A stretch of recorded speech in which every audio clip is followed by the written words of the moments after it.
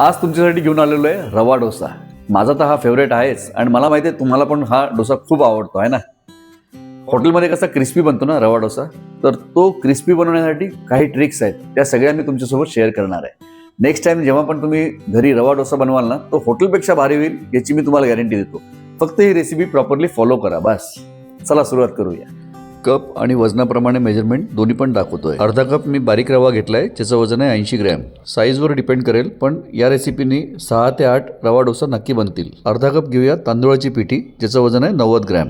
1/4 cup आपण मैदा घेणार आहोत, ज्याचं वजन आहे 35 ग्रॅम. मैद्याच्या ऐवजी आपण गव्हाचं पीठ पण वापरू शकतो. हे बेसिक मेजरमेंट्स खूप महत्त्वाचे आहेत. 2 टीस्पून जिरा, ज्याचं वजन आहे 10 ग्रॅम. 2 टीस्पून मीठ, ज्याचं वजन आहे 12 ग्रॅम. 1 इंच आलं आपण बारीक चिरून घेतलेलं आहे, ते साधारणपणे 2 टीस्पून आहे, ते आपण याच्यामध्ये घातलेलं आहे. 3 बारीक चिरलेल्या हिरव्या मिरच्या आपण याच्यामध्ये घातलेल्या आहे, ज्याचं वजन आहे साधारणपणे 5 ते 6 ग्रॅम. क्रश करून घेतलेली काळी मिरी आपण याच्यामध्ये घातलेली आहे अर्धा टीस्पून, ज्याचं वजन आहे साधारणपणे 2 ग्रॅम. 1/4 टीस्पून हिंग आपण याच्यामध्ये घातलेलं आहे, जे आहे साधारणपणे 1 ग्रॅम. 1.5 टेबलस्पून बारीक चिरलेलं किंवा किसून घेतलेलं खोबरं आपल्याला याच्यामध्ये घालायचं आहे. याच्यामुळे रवा डोसा आणखीन टेस्टी बनतो. जर पॉसिबल असेल तर नक्की घाला. कमर्शियली जर ही रेसिपी तुम्ही बनवत असाल तर मी सजेस्ट करीन नक्की घाला. 10-12 गोडलिंबाची पानं आपण चिरून घेतलेली आहे, ती मी याच्यामध्ये घालून घेतलेली आहे.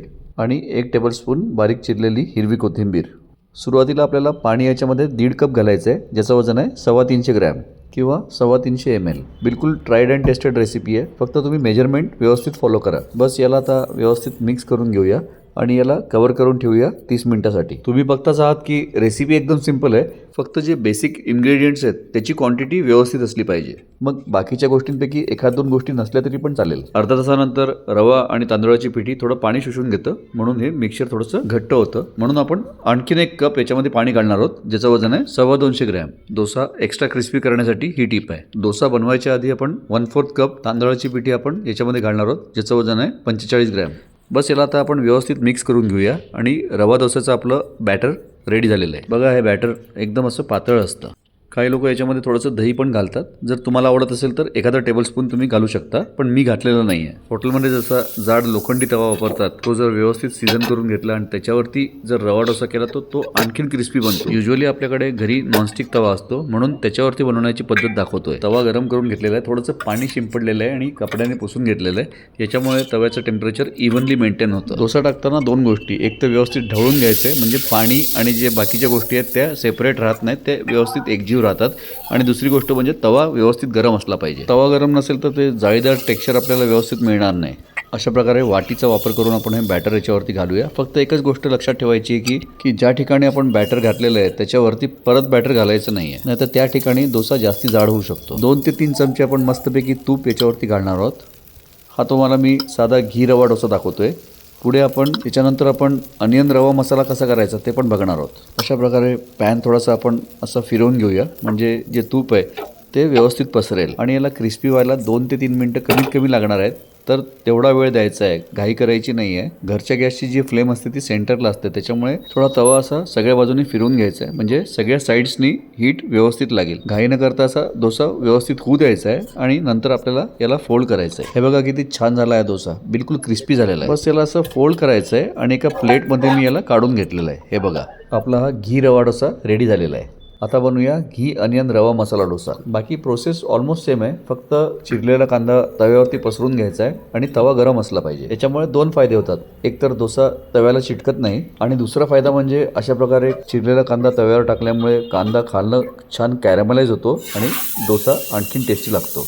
थोडं बॅटर खाली सांडतं आहे, थोडं केअरफुली घालतो. आणि मगाशी तुम्हाला सांगितल्याप्रमाणे बॅटर एकदा एका ठिकाणी टाकल्यानंतर त्याच्यावरती परत बॅटर टाकायचं नाही आहे. आणि आता याच्यावरती परत मी छान 2 ते 3 चमचे तूप घातलेलं आहे. खूप असा मस्त सुवास सुटलेला आहे. जसं तुम्हाला मी सुरुवातीला सांगितलं, 6 ते 8 डोसे याच्यामध्ये आरामात बनतील. आणि जर तुम्हाला बॅटर स्टोअर करायचं असेल तर तुम्हाला फ्रीजमध्ये याला ठेवता येईल. 3 ते 4 दिवस हे बॅटर नक्की चालेल. फक्त आपण याच्यामध्ये जी तांदळाची पिठी सगळ्यात शेवटी घातली होती ती डोसा करताना वेळेवर घालायची आहे. हे बघा, आपला रवा डोसा किती मस्त क्रिस्पी झालेला आहे. याला असं फोल्ड करून घेऊया आणि एका प्लेटमध्ये काढून घेऊया. तुम्ही बघू शकता कांदा आपण जो तव्यावरती घातला होता त्याच्यामुळे जो कांद्याचा खालचा भाग आहे छान असा कॅरेमलाइज झालेला आहे आणि त्याच्यामुळे डोशाचं जे टेक्स्चर आहे ते आणखीन छान झालेलं आहे.